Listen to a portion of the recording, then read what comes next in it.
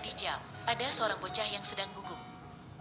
Dia sedang bersembunyi dalam jam dan menatap pada toko mainan di bawah. Tuan toko adalah seorang pria tua berambut uban. Si bocah terdiam menunggu. Akhirnya si tuan sudah ketiduran. Dia langsung bertindak melalui pipa yang panjang dan keluar dari pipa padam kebakaran dan tidak ditemukan. Si bocah dengan diam berdekat toko mainan. Dia tahan nafas dan keluarkan tangan ke tempat tikus mainan di meja. Tidak terduga si tuan tiba-tiba membuka mata. Si bocah tidak bisa bergerak, harus taat kata si tuan dan keluarkan semua barang dalam tas. Dalam tas ada beberapa aksesoris dan buku catatan. Di buku menulis gambar robot. Setelah si tuan melihat gambar, emosi mukanya tiba-tiba berubah. Dia tanya si bocah dari mana buku ini. Si bocah menangis berkata punya sendiri. Itulah wasiat satu-satunya dari ayahnya. Si tuan tidak percaya dan menyimpan buku. Dan ancaman si bocah akan membakarnya. Setelah itu mengusir si bocah. Si bocah tidak berbohong, namanya Hugo Cabre. Tahun kemarin, dia dan ayahnya sebagai tukang jam datang ke Paris. Ayah Hugo adalah orang suka mesin. Dalam aksesoris yang dia kumpulan, yang paling misterius mungkin adalah robot yang rusak ini. Robot kelihatan sangat lama, tapi ayahnya sangat cinta robot ini. Keduanya setiap hari meneliti mencari cara memperbaikinya, sambil menulis setiap aksesorisnya di buku. Tak lama dahulu, kebakaran mendadak terjadi. Sudah memecahkan kehidupan damai Hugo. Ayahnya mati dalam kebakaran itu. Hugo menjadi anak yatim. Harta satu-satunya adalah robot itu. Dengan buku aksesoris, Hugo hilang ayah, hanya hidup dalam jam menara. Ruang kecil bobrok inilah rumahnya. Harapan satu-satunya sekarangnya, itulah memperbaiki robot ini. Selesaikan keinginan sedang ayahnya. Setelah 1 tahun mencoba dan mencari aksesoris di mana-mana, akhirnya Hugo sudah memperbaiki robot. Tapi masalah satu-satunya sekarang, itulah lubang kunci berbentuk hati di robot. Dia sudah memakai banyak cara tapi masih tidak bisa. Tidak mendapat kunci pas dengan lubang itu. Jadi dia baru ke toko mainan si tuan itu untuk mencoba nasib beruntungnya. Hasilnya sudah terjebak. Tapi Hugo tidak ingin hilang buku yang ditinggalkan ayahnya. Dia mengikuti si tuan ke rumah dalam cuaca dingin. Si tuan tidak peduli Hugo dan meninggalkannya di luar. Setelah itu melemparkannya plastik. Dalamnya adalah abu.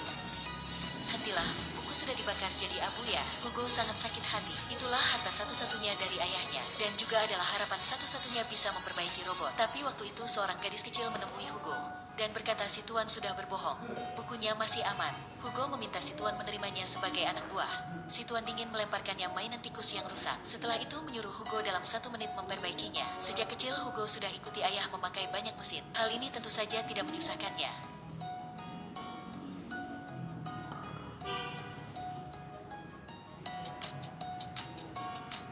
Belum sampai waktu dipanggil henti, si tikus mainan sudah selesai dan berlari di mana-mana di meja. Si tuan melihat Hugo dan akhirnya setujui. Hugo sangat senang. Anak perempuan si tuan bernama Isabel menyuruh Hugo si tuan tidak membakar bukunya. Si tuan menatap pada buku dan sangat sakit hati. Hugo merasa aneh. Si tuan aneh ini dan robot yang ditinggalkan ayahnya. Akhirnya berhubungan apa? Dan Hugo tetap di sini. Setiap hari memperbaiki mainan di toko. Hugo mengamati dan mengetahui si tuan bukan orang sederhana. Si tuan tidak hanya pandai mesin, bahkan juga pandai sulap yang rumit. Hugo dan Isabel segera menjadi teman dekat. Isabel berkata sama Hugo, biasanya si tuan sangat baik samanya, tapi dia ada permintaan yang aneh, itulah tidak boleh menonton film. Jadi Isabel belum pernah ke bioskop. Hal ini mengejutkan Hugo. Terlebih dahulu, hal membuatnya paling bahagia itulah bisa menonton film dengan ayahnya. Pada abad yang lalu, film baru dirilis. Hugo dan ayahnya paling suka film fiksi, terutama film perjalanan ke bulan. Adegan klasik dalam film, itulah manusia naik roket dan berhasil mendarat di bulan. Mungkin cerita di bulan baru membuat orang melupakan kesedihan di bumi.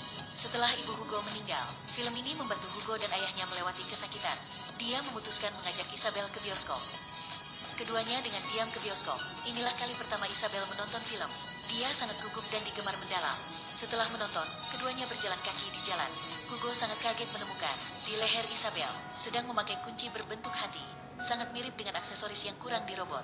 Dia sangat senang dan mengantar Isabel ke depan robot. Isabel melepaskan kalung dan memasuki lubang.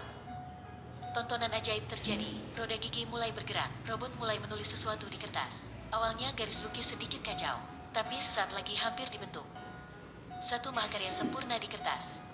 Ternyata itulah film yang paling disukai Hugo dan ayahnya, Perjalanan ke Bulan. Setelah melukis, robot menandatangani di sudut kertas. Georges Melis. Isabel sangat heran. Itulah nama si tuan.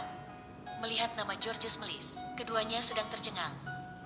Kenapa robot ditinggalkan ayah Hugo menulis nama si tuan?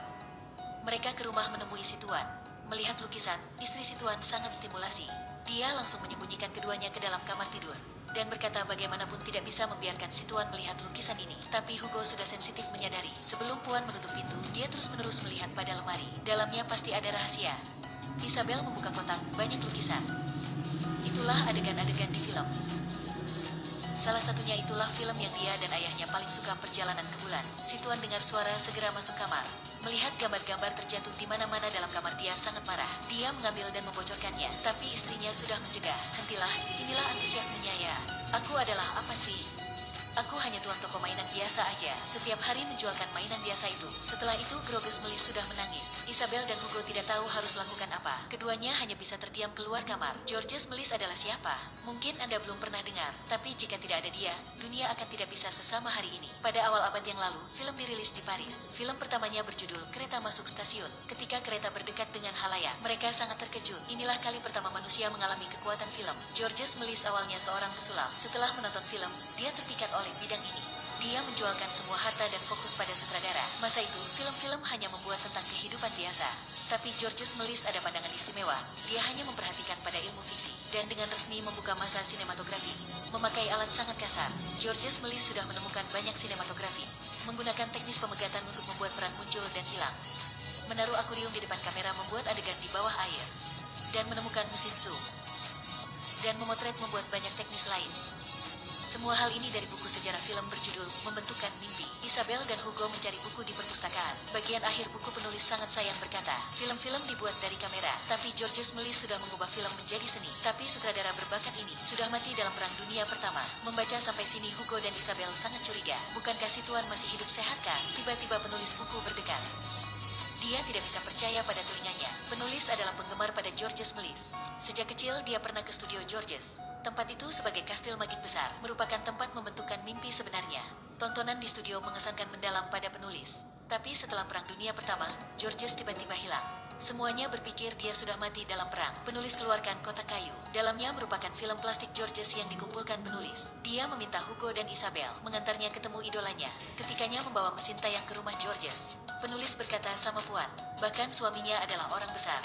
Dia sudah menonton semua karyanya, dan berkata dia masih cantik seperti masa muda. Dengar itu Puan sangat menyentuh.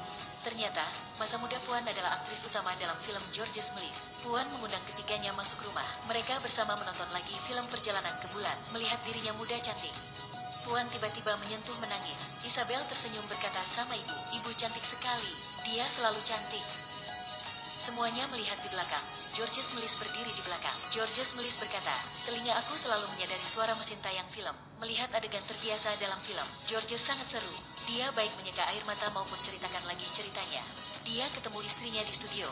Keduanya sudah kerjasama lewat 500 film. Itulah masa puncak. Meskipun filmnya sangat sukses, tapi Georges Melis masih miskin. Waktu perang terjadi, tidak ada siapa peduli film lagi. Georges Melis juga dilupakan. Dia sedih dan membakar semua yang terkait film. Para film plastik berharga juga dijualkan pedagang. Setelah itu membuat menjadi hak sepatu. Dan George menggunakan uang itu untuk membuka toko mainan. Dia ingin hidup biasa sepanjang hidupan tersisa. Robot tahu menulis itu salah satu produk paling disukainya. Jadi dia tidak kejam hati membakarnya jadi menjualnya ke museum. Dia berpikir robot sudah dibakar, tapi sebenarnya dia diselamatkan oleh ayah dan Hugo. Kenyataan sudah jelas. Ternyata si tuan aneh inilah sutradara berbakat Georges Melis. Dia sedih berkata sama Hugo, Hugo, aku pelajari dari kehidupan satu pelajaran. Bahkan kehidupan tidak seperti keinginan. Hanya dalam film baru ada hasil baik. Hugo sangat stimulasi berdiri. Dia berlari ke rumah dan ingin membawa robot itu ke depan si tuan. Tapi di jalan, dia ditangkap oleh polisi patroli. Dia mengejarnya di jalan untuk hindari ditangkap. Hugo melihat jam raksasa dan ingat lagi adegan klasik di film Georges Melis. Dia manjat di jam dan meloncat dan bergantung di jarum menit jam sebagai di film. Jadi sudah hindari polisi. Dia membawa robot kembali. Melihat robot selesai, Georges Melis stimulasi menangis. Dia memeluk Hugo dan robot dan tersenyuman. Akhirnya film Kota Paris mengadakan acara peringatan untuk Georges Melis. Hugo dan Isabel juga ikut. Georges Melis sekali lagi berdiri di panggung. Halayak tepuk tangan. Acara menayangkan lebih 20 film dan membuat guncangan. Para orang cinta film sesegera mencari film plastik lama. Sekarang sudah lebih 80 film diperbaiki. Mungkin sedikit yang tahu, minggu lalu itulah peringati 83 tahun kepulangannya. Tapi hanya membuka buku sejarah film, Anda bisa melihat nama Georges Melis. Dia layak menjadi ayah kandung film modern, merupakan yang membentukkan mimpi. Lebih 1 tahun kemudian, dia juga sebagai orang membuat film menjadi seni membentukkan mimpi. Film hari ini sampai sini. Sampai jumpa lagi.